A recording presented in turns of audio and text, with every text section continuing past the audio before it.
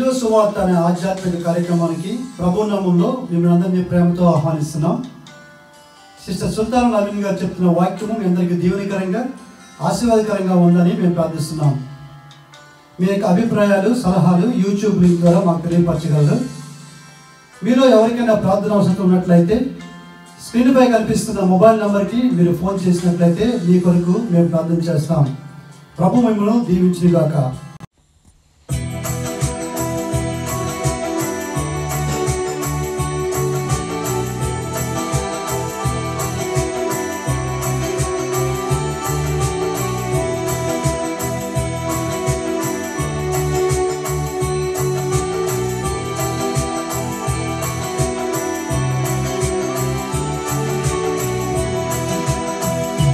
కృపయే నీ కృపయే అపరిమితమా నా దేవా,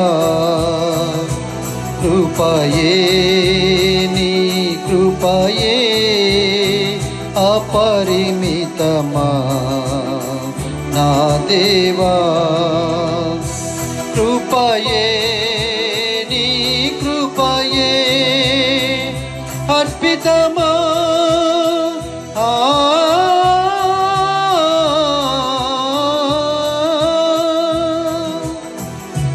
కృపయే నీ కృపయే అర్పితమా,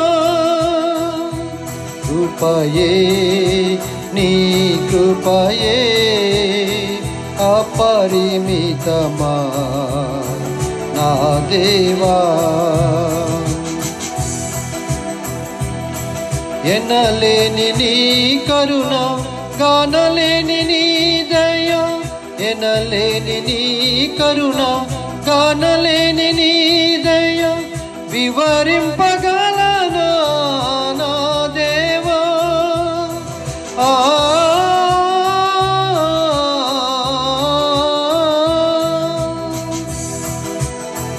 ఎనలేని నీ కరుణ గానలేని నీ దయ, వివరింపగలనా నా దేవా,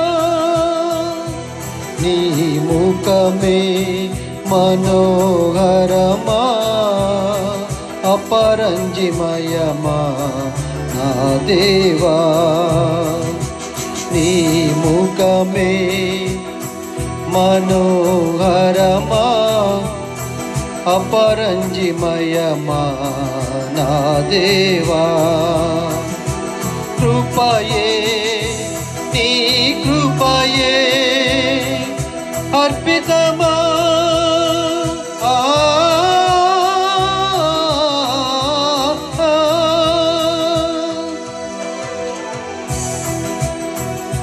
కృపయే నీ కృపయే అపరిమితమా నా దేవా,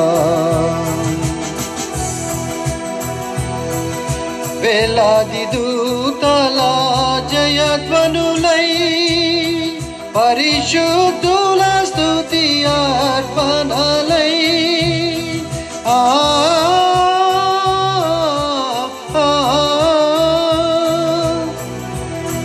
వేలాది దూతల జయధ్వనులై పరిశుద్ధుల స్తుతి అర్పణలై, పరిశుద్ధతయే పరిశుద్ధతయే నీ మందిరముకు అనుకూలమా,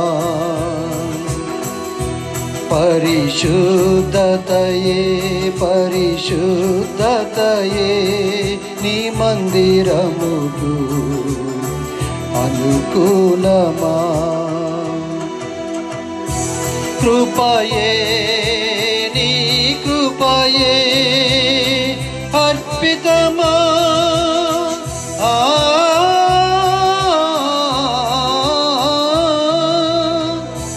కృపయే నీ కృపయే అర్పితమా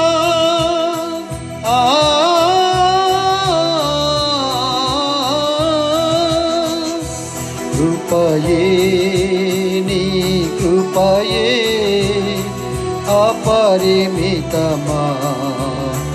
నా దేవా కృపయే నీ కృపయే అపరిమితమా నా దేవా.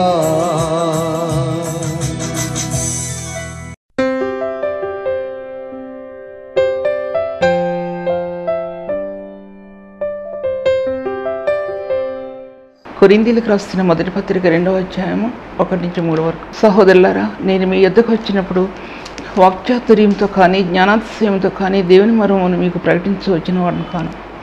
నేను యేసుక్రీస్తును అనగా సిలువ వేయబడిన యేసుక్రీస్తుని తప్ప మరి దేనిని మీ మధ్య ఇరుక్కుందని నిశ్చయించుకుంటున్నాను. మరియు బలహీనతతోనూ భయంతోనూ ఎంతో వణుకుతోనూ మీ యొద్ద ఉంటుంది. 3 వచనాలు ధ్యానిద్దాం. ఇంచుమించు కొరింథీయులకు రాసిన పత్రిక, 1 కొరింథీయులకు రాసిన పత్రిక, 2 కొరింథీయులకు రాసిన పత్రిక ఎన్నో చోట్ల మాట్లాడిన సత్యాలు దీంట్లో నేను మాట్లాడి ఉంటున్నాను. కానీ ఇప్పుడు నేను మీతో మాట్లాడే విషయాలు ప్రభు నాకు ప్రత్యేకంగా పంచి ఇచ్చిన సత్యాలు మీతో మాట్లాడాలని నేను నిర్ణయించుకున్నాను, తలంచాను. ప్రభు దృష్టికి ఇది అంగీకారంగా ఉండను కాక. ఎందుకంటే చెప్పే వాక్య భాగాలన్నీ కూడా దేవుడు ప్రత్యేకంగా పంచి ఇచ్చినటువంటి విషయాలే తప్ప మరి దేనిని మీ మధ్యలో నేను ప్రకటించడానికి నేను ఇక్కడ కూర్చోలేదు. ముఖ్యంగా దీంట్లో చూసినట్లయితే వాక్చాతుర్యం అనేది, సహోదరులరా, మీ ఎద్దకు నేను ఎలా వచ్చానంటే వాక్చాతుర్యంతో కానీ జ్ఞానాతిశయంతో కానీ దేవుని మర్మాన్ని మీకు నేను ప్రకటించలేదు. వాక్చాతుర్యం కానీ జ్ఞానాతిశయం కానీ మన వాక్యం బోధించే విధానంలో అవి ముందు నిలబడతాయి ఖచ్చితంగా. ఎందుకు నిలబడతాయి అంటే దానివలన ఆత్మకి క్షేమం లేదు, సంఘానికి క్షేమం లేదు, కూర్చున్న వారికి క్షేమం లేదు. ఈ యొక్క జ్ఞానం, దేవునికి జ్ఞానం అనేది ఒక హృదయంలో పరిశుద్ధాత్మ దేవుడు కుమ్మరించినటువంటి ఏకైక మార్గం అది మరి దానికి సంబంధించింది కాదు. ఈ జ్ఞానం అనేది పరిశుద్ధాత్మ దేవుడు ఒక వ్యక్తికి ఆత్మలో కుమ్మరించిన సత్యం అనేది జ్ఞానాతిశయం. అది ఈ జ్ఞానం, అసలైన జ్ఞానం అనేది ఏంటంటే యాకోబు రాసిన పత్రిక పైనుండి జ్ఞానము మొట్టమొదటి పవిత్రమైనది, అది సమాధానకరమైనది, పవిత్రమైనది, సమాధానకరమైనది, సులువుగా లోబడినటువంటిది, కనికరంతోనూ మంచి ఫలంతో నిండుకున్నటువంటిది. దాంట్లో వేషధార కక్ష అయినను వేషధారణ ఎన్నో లేనిదైనది. అది పైనుండి వచ్చే జ్ఞానం అని మాట అర్థం. ఈ జ్ఞానం దేనితో పోల్చడానికి వీల్లేదు.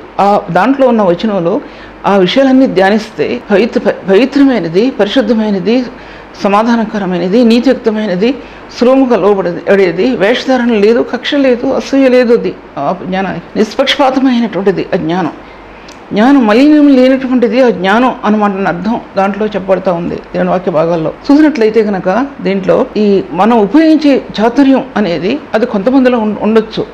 ఉన్నా సరే ఒక పరిశుద్ధాత్మ దేవుడు ఆ హృదయాన్ని దర్శించినప్పుడు అందులో ఆ చాతుర్యంలో కృప అనేది దానిలో నివాసం ఏర్పరచుకుంటుంది. ఆ కృప అనేది దానిలో నివాసం ఏర్పరచుకున్నప్పుడు మన చాతుర్యం కానీ మన గొప్పతనం కానీ అణిచివేసి ఆ కృప తన క్రీస్తు యేసు యొక్క సత్యంలోనికి మన అంతర్యాన్ని ముద్రిస్తూ ఉంటున్నప్పుడు అప్పుడు వాక్యోపదేశాలు ఎంతో గణనీయమైనవిగాను, పరిశుద్ధమైనవిగాను, అనేక ఆత్మలకు క్షేమాభివృద్ధి చెందించేవిగాను, సంఘములకు క్షేమాభివృద్ధి చెందించేవిగాను ఉంటాయి. అందుకోసం అంత యథార్థమైనదిగా వాక్యం ప్రకటించవలసిన బాధ్యత నేటి పరిశుద్ధులకు ప్రభు సిద్ధం చేసినటువంటి మార్గం. ఆ విషయాన్ని మీతో మాట్లాడుతుంటున్నాను. అనేకసార్లు ఈ జ్ఞానం అనేది బైబిల్ గ్రంథంలో ఎన్నో చోట్ల రాయబడింది. ఫిలిప్పీ పత్రికలో రాయబడింది, ఎఫ్ఎస్సి పత్రికలో రాయబడింది. జ్ఞానం అనేది జ్ఞానం మించిన క్రీస్తు ప్రేమ అన్నాడు ఎఫ్ఎస్సి పత్రిక 3వ అధ్యాయంలో. సమస్త జ్ఞానానికి మించిన దేవుని సమాధానం అన్నాడు ఫిలిప్పీ రాసిన పత్రికలో. దీనికి ఇప్పుడు చదివినటువంటిది యాకోబు పత్రికలో పైనుండి వచ్చే జ్ఞానము అన్నాడు. దాంట్లో ఇలాగా ఇన్ని జ్ఞానాలు ఉన్నా సరే నేను మీకు బయలుపరిచే జ్ఞానం అనేది పరిశుద్ధాత్మ దేవుడు ఆత్మలో కుమరించే జ్ఞానం. అది ఈ జ్ఞానం అనేది పరిపరి విధాలుగా ఎన్నో రీతిలుగా ఆత్మల్ని బలపరచడానికి, ఆత్మల్ని తేజోమయం చేయడానికి ఈ జ్ఞానం దేవుడు విశ్వాసం ద్వారా ఈ జ్ఞానంలోనే ప్రవేశించడానికి ఎఫెసీ రాసిన పత్రికలో రాయబడి ఉంది. విశ్వాసం ద్వారా, జ్ఞానం ద్వారా ఈ స్థానాల్లో, ఉన్నతమైన స్థానాల్లో ఆత్మ నిలబడటానికి పరిశుద్ధాత్మ మనల్ని దర్శించిన విధానం చాలా గొప్పదనే విషయాన్ని నేను మీతో మాట్లాడుతున్నాను. దాంట్లో ఫిలాసఫీ అని రాయబడింది. ఫిలాసఫీ అంటే తత్వజ్ఞానం కానివ్వండి, మరే జ్ఞానం కానివ్వండి. మనం అనుకుంటున్నాం ఈ జ్ఞానం అనేది మైండ్ సెట్లో నుంచి వస్తుంది. మైండ్ సెట్ అంటే ఆ మైండ్, అది దాంట్లో నుంచి కొంతమందికి జ్ఞానం అక్కడి నుంచి వస్తుంది, మైండ్లో నుంచి వస్తుంది జ్ఞానం. ఇది వాళ్ళు ఎటువంటి దానిలోకి వెళ్ళిపోతారంటే తత్వజ్ఞానంలోకి వెళ్ళిపోతారు. ఎంత ఫిలాసఫీ అయినా, తత్వజ్ఞానం అయినా సరే పరిశుద్ధాత్మ చేత నింపడినటువంటి జ్ఞానం వీటిలో నుంచి మొలకలెత్తితే ఈ తత్వజ్ఞానం కానీ, ఫిలాసఫీ కానీ, లేకపోతే సైకాలజీ కానీ, లేకపోతే ఎన్నో ఉన్నాయి కదా దాంట్లో, థియాలజీ కానీ. థియాలజీ అంటే మన బైబిల్ గ్రంథంలో మనం నేర్చుకున్నటువంటిది థియాలజీ. బైబిల్ కాలేజీలో చదివేది 5 సంవత్సరాల కోర్సు థియాలజీ. దాంట్లో ఒక వ్యక్తి ఆత్మలో నిలబడి ఉన్నట్లయితే, పాపక్షమాపణ పొందినట్లయితే ఆ థియాలజీ అనేది ఎన్ని ఉన్నతమైన మార్గాల్లోకి నడిపిస్తుందంటే అన్ని ఉన్నతమైన మార్గాల్లోకి నడిపిస్తుంది. ఒకవేళ రక్షించబడిన వ్యక్తి కాకపోతే ఆత్మలో ఆ స్థానాలు లేకపోతే ఆ థియాలజీ కూడా ఆ వ్యక్తికి ఉపయోగపడదు అనే విషయం. అందుకోసం ఇక్కడ అంటున్నాడు ఆయన, నేను మీ యుద్ధకు వచ్చినప్పుడు ఏ వాక్చాతుర్యంతో నేను మీ యుద్ధకు రాలేదు, ఏ జ్ఞానాతిశయంతో కూడా నేను మీ యుద్ధకు రాలేదు అన్నాడు దాంట్లో. తర్వాత ఈ తిమోతికి పత్రిక రాస్తూ అపోస్తలుడైన పౌలు అంటాడు ఆయన, నీ ఉపదేశం ఎలా ఉండాలంటే మాన్యమైనది గాను, నిరాక్షేపమైనది గాను, హితబోధను అనుసరించేది గాను. అంటే నీవు బోధించే బోధ ఎలా ఉండాలంటే మాన్యమైనది గాను, నిరాక్షేపమైనది గాను, సత్యాన్ని బయలుపరిచేటువంటిది. అంత మాన్యమైనది గాను అంటే నిరాక్షేపమైనది అంటే మాన్యము అంటాడు ఫిలిప్పీ పత్రికలో. ఏది సత్యమైనదో, ఏది మాన్యమైనదో, ఏది రమ్యమైనదో, ఏది ఖ్యాతి కలిగినదో దాని మీద మీరు లక్ష్యం ఉంచండి అంటాడు. ఏది మాన్యమైనదో, రమ్యమైనది, మాన్యమైనది, ఉన్నతమైనది, పరిశుద్ధమైనది, యోగ్యమైనది ఆ స్థానం పరిశుద్ధ లేఖనాల్లో దాచబడిన ఆ స్థానాల్లోనికి మన అంతరాత్మని పరిశుద్ధాత్మ దేవుడు క్రీస్తు రక్తాన్ని ముద్రించడానికి ఆయన అంత వేదన పడతాడు. అదేంటి పరిశుద్ధాత్మ దేవుని యొక్క వేదన. రోమీయులకు రాసిన పత్రిక 8వ అధ్యాయంలో చెప్పసఖ్యం కాని మూలులతో ఎలా ప్రార్థించేటట్లో మనకు తెలియదు, కానీ చెప్పసఖ్యం కాని మూలులతో ప్రార్థన చేయగల ఆత్మలోనికి ఎలా నడిపిస్తాడో అలాగే చెప్పసఖ్యం కాని ఈ వాక్యోపదేశాల్లోనికి ఆయన తన ఆత్మను మన హృదయంలోకి పంపి ఆ ఉన్నతమైన స్థానాల్లోనికి మనం నడిపించడానికి ఆయన ఇష్టపడతాడనే విషయాన్ని నేను మీతో మాట్లాడుతుంటున్నాను.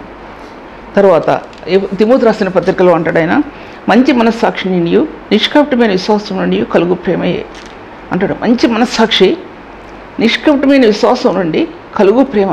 ఈ మంచి మనస్సాక్షి, నిష్కపటమైన విశ్వాసము, నిష్కపటమైన ప్రేమలో అది లోతైన మార్గాల్లో ఆత్మ మనల్ని నడిపిస్తాడు.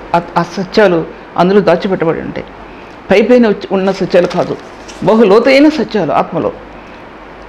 ఈ నిర్దోషమైన నిష్కపటమైన మార్గాలలో ఎలాగ ఆయనకి పరిచారకులు అవుతారో అలాగే ఈ నిష్కపటమైన పరిచర్య, లేకపోతే నిష్కపటమైనటువంటి విశ్వాసము, నిష్కపటమైన ప్రేమలో అంతరాత్మలో ఒక సత్యం బయలుపరచబడుతుంది.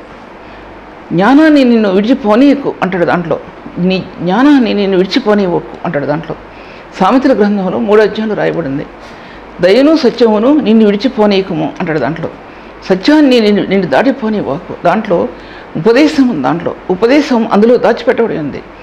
దేవుని యొక్క ఉపదేశం దాచిపెట్టబడి ఉంది. మన ఉపదేశం కాదు, మనం బోధించే ఉపదేశం కాదు.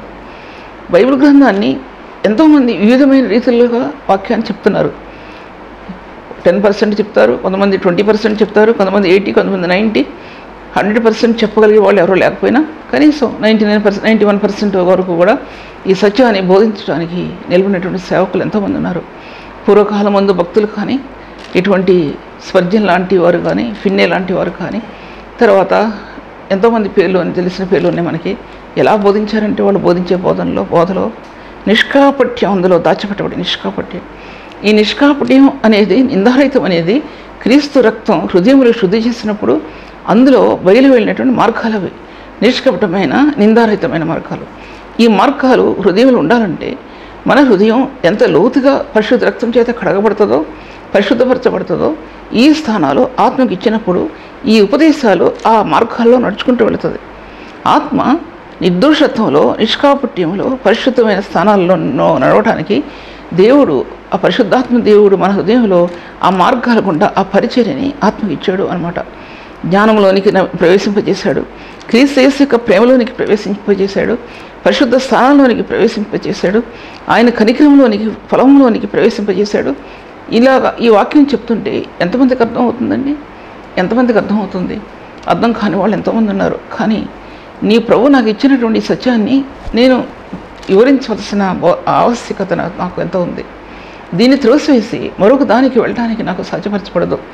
కనుక అంటాడు తిమోతిని అంటాడు అపోస్తలుడైన పౌలు తిమోతి రాసిన పత్రికలో, నేను తిమోతి రాసిన పత్రిక, నేను మాసిదోనియాకు వెళుచుండగా సత్యమునకు భిన్నమైన బోధ చేయవద్దనియు కల్పనా కథలను మితములైన వంశావళులను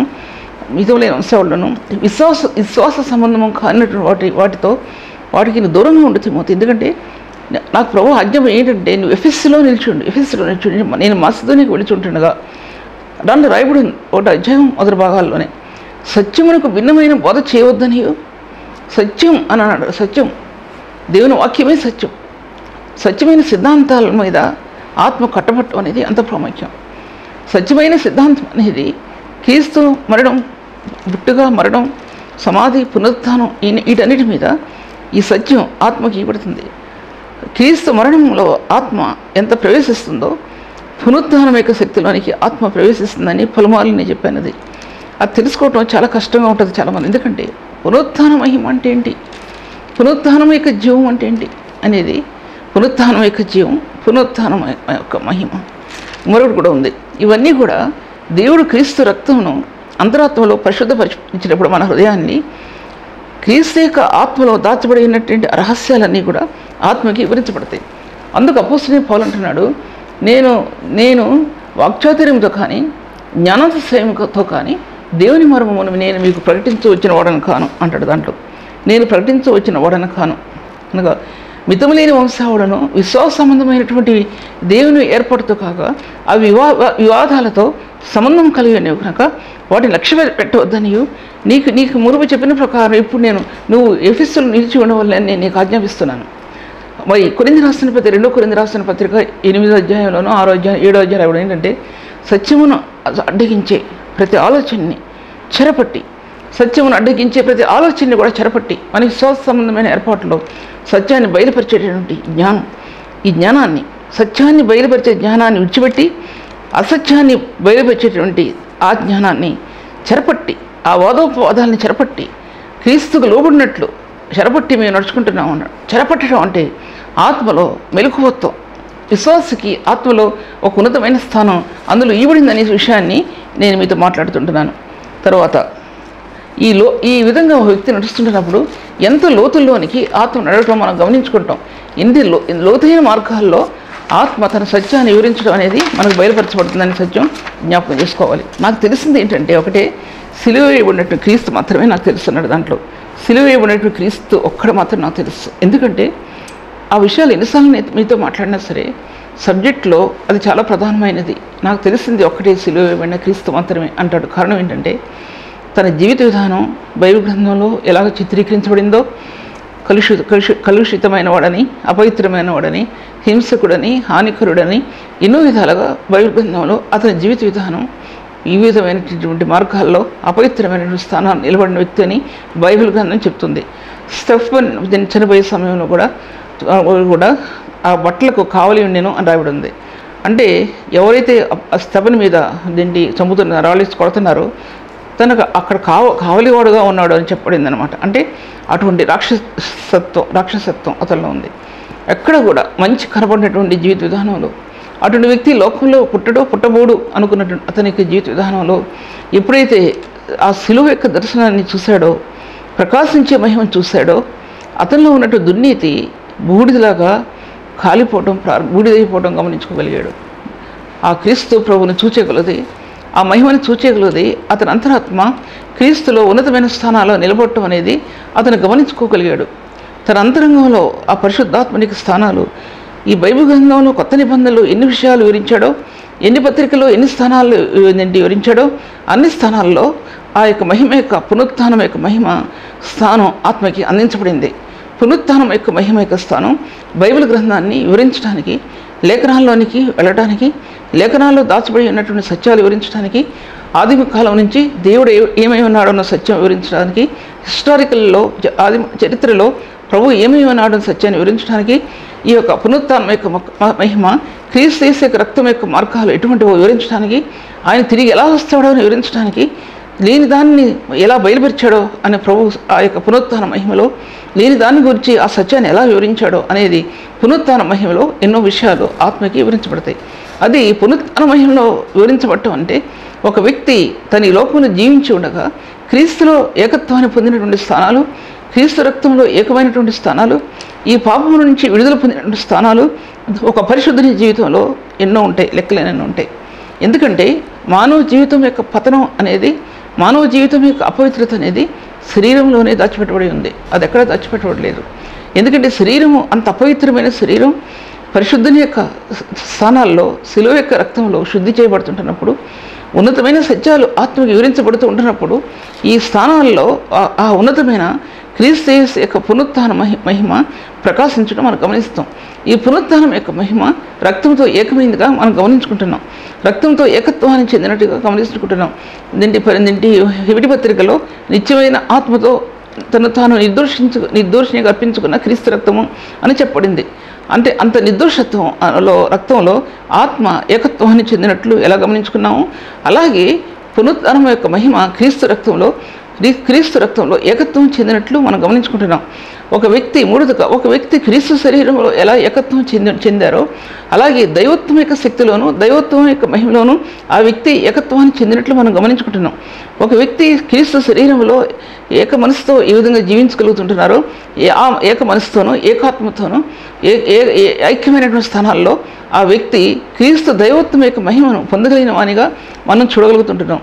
ఇన్ని విధాలుగా ఆత్మ ఈ సత్యాలన్నీ బయలుపరుస్తూ ఉంటుండగా ఈ సత్యాలన్నీ కూడా ఒకదాని వెంట ఒకటి ఆత్మకి బయలుపరచబడుతుంటున్నాయి. ఈ సత్యాలన్నీ కూడా ఆ విషయం జ్ఞాపకం చేసుకోవాల్సింది. అంటే అందుకోసం నేను సిలువ వేయబడిన క్రీస్తుని తప్పితే నాకు ఏది తెలియదు ఏంటంటే దానిలో నా ఆత్మకి జీవం వచ్చింది, నా ఆత్మకి పునరుత్థాన మహిమ అనుగ్రహించబడింది, నా ఆత్మకి పునరుత్థానం యొక్క శక్తి అనుగ్రహించబడింది, పునరుత్థానం యొక్క జ్ఞానం అనుగ్రహించబడింది, పునరుత్థానం యొక్క జీవం, పునరుత్థానం యొక్క శక్తి, పునరుత్థానం యొక్క మహిమ, ఇలాగా మార్గాలు క్రీస్తు శిలువానుభవంలో నాకు లభించాయి.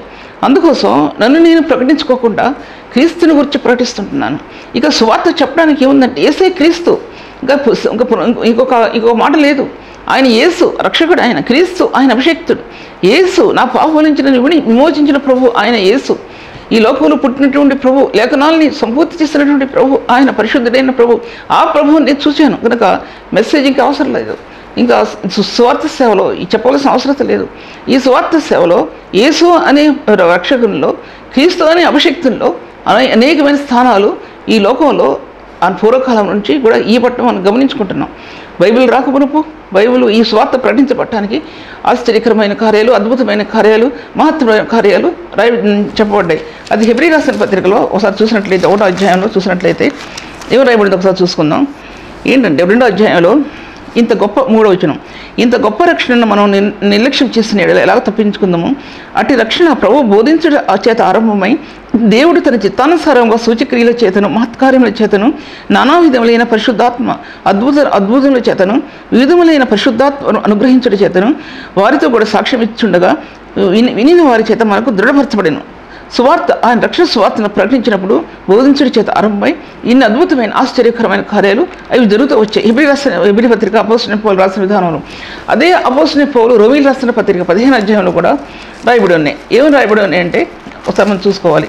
రోమీయులు రాసిన పత్రిక 15వ అధ్యాయం 17 నుంచి, కాగా క్రీస్తు యేసును బట్టి దేవుని విషయమైన సంగతులలో నాకు అతిశయ కారణం కలదు. ఏలైనగా అన్ని జనులు విధేయులగునట్లు వాక్యం చేతను, క్రియ చేతను, గురుతుల బలం చేతను, మహత్కార్యముల బలం చేతను, పరిశుద్ధాత్మ బలం చేతను క్రీస్తు నా ద్వారా చేయించిన వాటిని గుర్చే కానీ మరి దేనిని గుర్చి మాట్లాడ తెగింపును. కాబట్టి యెరూషలేము మొదలుకొని చుట్టుపట్లున్న ప్రదేశములందు ఇల్లుకోరి ప్రాంతం వరకు క్రీస్తు స్వార్థను పూర్ణంగా ప్రకటించాను. అంటే అపోస్తలుడైన పౌలు స్వార్థ ప్రకటించినప్పుడు ఇన్ని అద్భుతాలు జరిగాయి. ఇప్పుడు బైబిల్ గ్రంథంలో సిలువ యొక్క సువార్తలో ఇవన్నీ దాచిపెట్టబడి ఉన్నాయి. మనం సిలువ యొక్క స్వార్థ ప్రకటిస్తుంటున్నప్పుడు ఎన్నో అద్భుతాలైన జరగచ్చు, ఎన్నో ఆశ్చర్యకరమైన కార్యాలు జరగచ్చు, ఒక హీలింగ్ జరగచ్చు, ఆత్మ సంబంధమైన హీలింగ్ జరగచ్చు, ఒక వ్యక్తి లోకంలో భయంకరమైన పరిస్థితున్న వ్యక్తికి హీలింగ్ జరగచ్చు. అన్ని జనుల్లో సువార్తకి అది గురుతుల బలముగా ప్రభు ఏర్పాటు చేశాడు. ఒక చోట ఒక స్వార్థ ప్రకటించినప్పుడు అద్భుతం చేశాడు, అక్కడ సేవ పరిపూర్ణత చెందింది, దేశాలు వ్యాపించింది. అలాగా పూర్వకాలం ముందు ఇప్పటి కాలంలో కూడా ఎన్నో జరుగుతున్నాయి. దాని గురించి నేను మాట్లాడటానికి నేను ఇక్కడ కూర్చోలేదు. కానీ సిలువ యొక్క మార్గాలు అనేవి, సిలువ యొక్క స్వార్థ అనేది, దీనిలో ఎన్ని సత్యాలు దాచిపెట్టబడి ఉన్నాయి అంటే క్రీస్తు దైవిక స్వరూపం, క్రీస్తు మానవ స్వరూపం, క్రీస్తు మహిమైక స్వరూపం, అలాగా ఆయన యొక్క స్వరూపం అంతా కూడా సిలువలో దాచిపెట్టబడి ఉంది, సిలువ రక్తంలో దాచిపెట్టబడి ఉంది. ఒక వ్యక్తి క్రీస్తు రక్తం చేత రక్షించబడిన వ్యక్తి, రక్షణ కార్యంలో ఉన్నటువంటి వ్యక్తి, ఆత్మ రక్షణలో ఔనిత్యం ఇచ్చింది, ఆ రక్షణలో ఆత్మని ప్రకాశింపజేసింది, ఉన్నతమైన మార్గాల్లో నిలబెట్టింది, ఉన్నతమైన సత్యాలను నిలబెట్టింది, క్రీస్తు ఏంటో అని తెలియపరిచింది. ఆ క్రీస్తులో ఉన్నటువంటి త్యాగం అనేది, క్రీస్తులో ఉన్నటువంటి శక్తి అనేది, ఆయన సంపూర్ణుడు అనే సత్యాన్ని, పరిపూర్ణుడు అనే సత్యాన్ని అని బయలుపరిచింది. కొలస్సీ రాసిన పత్రిక 1:20 సర్వసంపూర్ణత అని చెప్పబడింది, క్రీస్తులో దాచిపెట్టబడి ఉందని చెప్పబడింది, క్రీస్తు రక్తంలో దాచిపెట్టబడి ఉందని చెప్పబడింది. సర్వసంపూర్ణత అనేది ప్రేమ కావచ్చు, పరిశుద్ధత కావచ్చు, జ్ఞానం కావచ్చు, వాక్యం కావచ్చు, ఇవన్నీ సర్వసంపూర్ణమైనవి. కానీ ఇవన్నీ ఒకటొకటి చెప్పడానికి కుదరదు. కాబట్టి ఎంత ప్రేమ పరిపూర్ణమైనదో అర్థం చేసుకోవాల్సిన బాధ్యత నేటి పరిశుద్ధునికి హృదయంలో ఆత్మకు అందించిన సత్యం అది. ఆ పరిశుద్ధుడు ఆత్మలో ఆ సత్యాలు బయలుపరచాలండి. ప్రేమ అనే దానికి అర్థం, ప్రేమ అనే దానికి అర్థం కలుషితం లేదు, దాంట్లో అపవిత్రత లేదు, దాంట్లో ఏ చెడు లేదు. దాంట్లో ఆ ప్రేమ అనే పదంలో క్రీస్తు యేసు యొక్క నీరుంది. ఆ ప్రేమ అనే పదంలో క్రీస్తు యేసు యొక్క పరిశుద్ధ స్థానాలు ఉన్నాయి. ఆ ప్రేమ అనే పదంలో ఆ ప్రేమ కోసం ఒక పరిశుద్ధుడు ఎలా అయినా నిలబడగలుగుతాడు, ఆయన కోసం నిందారహితంగా జీవించగలుగుతాడు, ఆయన కోసం పరిశుద్ధంగా జీవించగలుగుతాడు. బురదలో నిండిన కలువ పుష్పం ఆ బురద అంటుకోకుండా ఎలా వంకులు తిరుగుద్దండి, ఎలా తిరుగుద్ది. ఆ బురదల్లో ఎంత వంకులు తిరగటం అంటే వివిధమైన కోణాలతో తిరిగి ఆ కాంతిని విరజిమ్మే కాంతిని తీసుకోవడానికి ఎంత ఆనందిస్తుందండి. అలాగే పరలోక సమమైన ప్రభు, నీతి సూర్యుడైనటువంటి ప్రభు బురదలో దాక్కున్న మనల్ని, బురదలో జీవిస్తున్న మనల్ని ఆయన ఎన్ని కోణాల గుండా తన మహిమను ప్రకాశింపజేశాడు అనేది పరిశుద్ధులు చెప్పవలసిన ఆవశ్యకత ఎంతో ఉంది. ఈ జీవం కలిగిన వాక్యాన్ని త్రోసివేయక ఒక్కసారి యోచించి వినండి. ఎందుకంటే పరిశుద్ధుడైన ప్రభు, నీతివంతుడైన ప్రభు వివరించిన సత్యాలు, ఎటువంటి సత్యాలు అనేది ఆత్మకు బయలుపరచబడినప్పుడు అవి గ్రహించుకోవాల్సినదిగా నేను మిమ్మల్ని కోరుకుంటున్నాను. అందుకోసం ఆయన ఆ సిలువ యొక్క మార్గం అనేది సర్వసంపూర్ణతలో దాచిపెట్టబడిన మార్గం అనేది ఇది పాత నిబంధనకి కొత్త నిబంధనకి మధ్యస్థానం నిలబడింది. ఏంటి సిలువ. పాత నిబంధన భక్తులు ఏదైతే చూడాలని ఆశించారో, ఏదైతే పొందాలని ఆశించారో పాత నిబంధన భక్తులకి, ఇటు నూతన నిబంధన భక్తులకి ఏ విధంగా సిలువలోకి ప్రభు వెళ్ళక ముందు ఆ రూపాంతర అనుభవంలో అటు పాత నిబంధన భక్తుల్ని ఇటు నూతన నిబంధన భక్తుల్ని ఎలా ఎక్కడ చేశాడో, అలాగే ఆయన సిలువలో ఆ మార్గాలు నేటి పరిశుద్ధ సంఘాన్ని తెరిచాడు. పాత నిబంధనలో ఉన్నటువంటి భక్తుల ఛాయారూపంగా వారు ప్రభువుని పొందినప్పటికీ క్రీస్తు యేసు యొక్క నిజ స్వరూపాన్ని చూడగలగటానికి ద్వారాలు తెరవబడ్డాయనే విషయం కూడా నేను మీతో మాట్లాడుతూ వస్తుంటున్నాను. తర్వాత ఆ శిలువ రక్తం చేత ఆయన సంధి చేసి పరలోకముందు ఉన్నవేను భూలోకముందు ఉన్నవేను ఆయన ఏకం చేస్తున్నాను అని రాయబడింది. పరలోకముందు ఉన్నవేను భూలోకముందు ఉన్నవేను ఆయన ఏకం చేస్తాడని ఉంది. అంటే అర్థం ఏంటండి? పరలోకముందు ఉన్నటువంటివి, భూలోకముందు ఉన్నటువంటివి ఆ ప్రభు శిలువ రక్తం చేత ఏకం చేశాడు. దాన్ని దాన్ని వివరించడానికి ఒక్క మాటతో చెప్పగలిగేది కాదు. ఒక పరలోకం భూమి మీదకి దింపబడింది, పరలోక రాజ్యం భూమి మీదకి దింపబడింది, పరలోకం యొక్క ఆ మహిమ భూలోకాన్ని దింపబడింది, పరలోకం యొక్క మహిమ నేటి పరిశుద్ధుని మీద వెదజల్లబడింది. నేటి పరిశుద్ధులు క్రీస్తునందు పరిపూర్ణతను పొందగలిగారు. ఎందుకంటే అటువంటి స్థానం పొందినటువంటి నేటి పరిశుద్ధులు ఏమైనా వాక్యం చెప్పగలుగుతుంటున్నాం అనేది ఒకసారి మనం పరీక్ష చేసుకోవాల్సిన అవసరం ఉంది. ఎందుకంటే లోకం గతించిపోతుంది, దాని ఆశలు గతించిపోతున్నాయి. ఎందుకంటే పరిపూర్ణమైన స్థానం ఈ లోకంలో క్రీస్తు మహిమను, పరిపూర్ణమైన లోకం యొక్క స్థానంలో క్రీస్తు మహిమ కనబడటం లేదు ఎక్కడ కూడా. నేటి పరిశుద్ధ సంఘాల్లో కూడా వెలవెలపోతున్నాయి. ఎందుకు వెలవెలపోతున్నాయి అంటే మనం వినలేము వాక్యాన్ని. కొన్ని సంఘాలు మాత్రం చెప్పగలుగుతున్నారు, కానీ అన్ని సంఘాలు ఉన్నతమైన మార్గాలు నడుస్తున్నాయని చెప్పడానికి సాధ్యపరచబడదండి. ఎంత ఉన్నతమైన శక్తి లేఖనాలు దాచిపెట్టి ఉంటే మనం బోధించే బోధనలో ఏం చెప్పగలుగుతున్నాం అనేది మనం ప్రశ్న వేసుకోవాలి. మన అంతరాత్మ ప్రభు యొక్క ఆత్మ చేత ఏకం చేయబడుతుందా? ప్రభు యొక్క ఆత్మ చేత మన అంతరాత్మ ఏకం చేయబడుతుందా? అందులో ఈ గ్రంథం ఇప్పబడుతుందా? పరిపూర్ణమైనటువంటి శిలువ యొక్క మార్గంలో పరిశుద్ధాత్మ దేవుడు ఇచ్చినటువంటి ఆ సత్యాలు ఆత్మకి తెలియపరచబడుతున్నాయా? ఈ సంఘానికి వినబడుతున్నాయా, పరిశుద్ధులకు వినబడుతున్నాయా? నేను చూసినంత వరకు ఎంతోమందిని వాక్యం చెప్పడం విన్నాను, ఎంతోమంది టీవీలో మాట్లాడటం విన్నాను. నేను ఎవరిని విమర్శనాత్మకంగా చెప్పగలిగేది కాదు, కానీ ఏ వ్యక్తి బోధించినా సరే నాకు మించిన వ్యక్తి లేడు అనుకున్న బోధే కనబడుతుంది. నాకు మించిన వ్యక్తి ఎవరు లేరు అనేవి సత్యమే కనబడుతుంది. కానీ ప్రభు యొక్క స్థానాలు కానీ, ప్రభు యొక్క దీనత్వం కానీ, ప్రభు యొక్క గుణగణాలు కానీ, ఆయన లోకంలో పడిన శ్రమ కానీ, మానవుల కొరకు తను అప్పగించుకున్న విధానం కానీ ఏ వ్యక్తి కూడా బోధించడం అనేది నేను వినలేదండి. విన్నా సరే అది అక్షమణకి పరిచర్య, కానీ అది ఆత్మక పరిచర్య కాదు అనే విషయం కూడా నేను మీతో ఆత్మ నలిగిన హృదయం, విరిగిన హృదయంలో అది ప్రార్థన దేవునికి ఎంత ఇష్టమైందో ఆ నలిగిన హృదయంలో, విరిగిన హృదయంలో వచ్చే పరిచర్య కూడా అంత అసమానమైన పరిచర్య. ఆ దాంట్లో నుంచి బయటికి తీయబడుతుందండి. ఆ పరిచర్య నేటి సంఘాన్ని ఫీడ్ చేయగలదు, లేదా ఫీడ్ చేయలేదు. సంఘాన్ని ఫీడ్ చేయలేదంటే పోషించలేదు, సంఘాన్ని పోషించలేదు. అటువంటి పరిచర్య మాత్రమే నేటి సంఘాన్ని పోషించగలదనే విషయాన్ని నేను మీతో మాట్లాడుతుంటున్నాను. తర్వాత ఈ యొక్క సిలువ యొక్క రహస్యం అనేది మర్మం అన్నాడు అపొస్తలుడైన పౌలు. అది మర్మం, దేవుని యొక్క మర్మమైన క్రీస్తు అన్నాడు కొలస్సీ రాసిన పత్రికలో. ఇది రహస్యం అండి. ఈ రహస్యం అనేది కొంతమందికి మాత్రమే తెలుసు. ఆయన శరీరంలో లేకపోతే ఆయనకి శిరస్సులో అంటుకట్టబడటం అనేది, సంఘం అనేది ఇది మర్మం అన్నాడండి. దేని ద్వారా అంటుకట్టబడ్డారంటే క్రీస్తు యొక్క రక్షణ కార్యం ద్వారా ఒక వ్యక్తి క్రీస్తు శరీరంలో పాలుగుంపులు పుచ్చుకున్నారు అన్నమాట అర్థం. ఇదే నుండి కొరింథీ రాసిన 11వ అధ్యాయంలో అన్నాడు అపొస్తలుడైన పౌలు, బాప్తిసం ఇచ్చుటకు క్రీస్తు నన్ను పంపలేదు, కానీ క్రీస్తు యేసు యొక్క శిలువ వ్యర్థం కాకుండా అన్నాడు. వ్యర్థం కాకుండా ఇప్పుడు నేటి లోకంలో నేటి సంఘ వ్యవస్థ వినబడేవి ఎక్కడా కూడా 1%, 2% మాత్రమే వినపడుతుందని. ఏం వినపడుతుందంటే ఎంతమంది వీళ్ళల్లో ప్రభువుని అంగీకరించారనేది ఒక దైవజనుని నోట, ఒక్కళ్ళిద్దరి నోట నుండి వినపడుతుంది. చాలామంది నోటి నుంచి వినపడే మాట ఏంటంటే బాప్తిసం తీసుకుంటానికి సిద్ధపడ్డారా?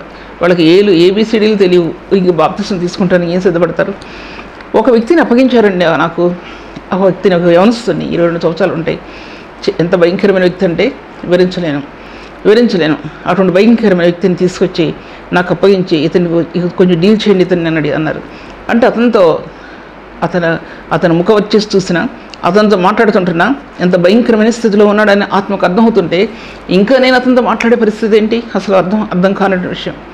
ఒక క్షణంలో అతను అక్కడి నుంచి పంపించేశాను.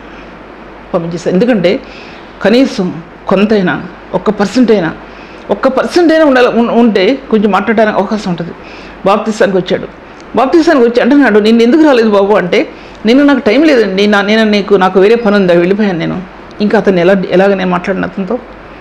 కనీసం క్రీస్తు యేసు యొక్క షాడో ఆయన పడాలి కదా మీద, ఇంత నీడైనా పడాలి కదా అతని మీద, ఏ వ్యక్తి మీద అయినా సరే. నేటి బాప్తిస్తాలు ఆ విధంగా అయిపోయినాయండి. అందరూ నేను చెప్పడం లేదు, కొంతమంది ఇటువంటి బాప్తిసం తీసుకున్నటువంటి వాళ్ళు సంఘంలో బోధించే వాళ్ళగా ఉన్నారు. సంఘంలో బోధించే వాళ్ళగా ఉండి ఏం చెప్తున్నారు అనేది గ్రహించగలిగే సామర్థ్యం కూర్చున్న వాళ్ళకు ఉందండి. పరిశుద్ధులకి కూర్చున్న వాళ్ళకు ఉంది అటువంటి సామర్థ్యం. దాన్ని వివరించలేక అటువంటి వాళ్ళతో బోధిస్తే సంఘం ఎలా అభివృద్ధి చెందుద్దని నా దుఃఖం అండి. మీరేమని అనుకోండి. అతను విమర్శించట్లేదు, ఎవరిని విమర్శించట్లేదు. జీవం కలిగిన దేవుని యొక్క సన్నిధిలో ఉన్నటువంటి జీవామృతాన్ని నేటి సంఘం క్రూలుకోకుండా అమృతాన్ని, జీవామృతాన్ని అందించకుండా నేటి సేవకులు వివిధమైనటువంటి తప్పుడు త్రోవల్లో వేరువేరు మనుషులు సంఘంలో నిలబడితే ఏ విధంగా దేవుని సంఘం అభివృద్ధి చెందుద్దనే విషయాన్ని నేటి సేవకులు, నేటి గొప్పవాళ్ళు ఆలోచించుకోవాల్సిన విషయం అండి. నా కడుపు మొన్నే చెప్తున్నాను ఈ వాక్యాన్ని. నేను సిలువ వేయబడినటువంటి క్రీస్తుని తప్ప మరి దేనిని మీ మధ్య ఇరుక్కుందని నిశ్చయించుకుంటుని అంటే దాంట్లో బాప్తిసం ఇచ్చుటకు క్రీస్తు నన్ను పంపలేదు, కానీ క్రీస్తు యేసు యొక్క శిలువ వ్యర్థం కాకున్నట్లు స్వార్థ ప్రకటించుటకు ఆయన ఇదే విషయాన్ని మరలా ధ్యానిద్దాం. ప్రభు ఈ వాక్యాన్ని దీవించుగాక. ప్రభు నీకు వందనాలు తండ్రి. గొప్ప దేవుడు, ప్రభు నమ్మకమైనవాడు తండ్రి. నీ వాక్యాన్ని ఎలా బోధించాలనేది నీవు నీ ఉగ్గుపాలతో నేర్పించిన సత్యం ప్రభు. ఇది ఎక్కడైతే రక్షణ స్వార్థని ఆత్మకు అందించావో ఆ రక్షణ మార్గం ఆత్మలో విరిసిందో ప్రభు, అప్పటి నుంచి ఇప్పటి వరకు నీ స్వార్థలో ఉన్నటువంటి సత్యాలు ఒక్కొక్కటి వివరించుకుంటూ వచ్చావు ప్రభు తండ్రి. నా బలం మీద, నా శక్తి మీద ఈ పరిచర్య ఆధారపడలేదని నాకు తెలుసు, కానీ ఇది నీ పరిచర్య, నీ శక్తి మీద, నీ బలం మీద ఆధారపడింది ప్రభు ఈ పరిచర్య. ప్రభు మీరు ఆశీర్వదించండి. నువ్వు ఆశీర్వదిస్తే 2 చిన్న చేపలు ప్రభా 2 ముక్కలు 2 చేప ముక్కలు 2 రొట్టెలు 7 రొట్టెలు ప్రభా ఆశ్రయించావు. నువ్వు ఈ యొక్క దీనురాలి చేసే పరిచర్య, పరిశుద్ధుల మధ్య అపవిత్రుల మధ్య చేసే పరిచర్య, విరువబడిన రొట్టె అది నీది. నువ్వు ఎలా విరువబడ్డావో ఈ రొట్టె అలా విరువబడింది ప్రభా. మీరే ఆశీర్వదించమని యేసు నామములో స్తుతించి వేడుకుంటున్నాను తండ్రి. ఇంతవరకు సిస్టర్ సుల్తాన్ నవీన్ గారి వాక్యాన్ని ఆత్మలో ఆనందించి దేవుని మేలు పొందాలని నమ్మి దేవుని స్తుతిస్తున్నాం. మీ యొక్క అభిప్రాయాలు కామెంట్స్ ద్వారా మాకు తెలియపరచండి. Please like, comment, share and subscribe. God bless you all.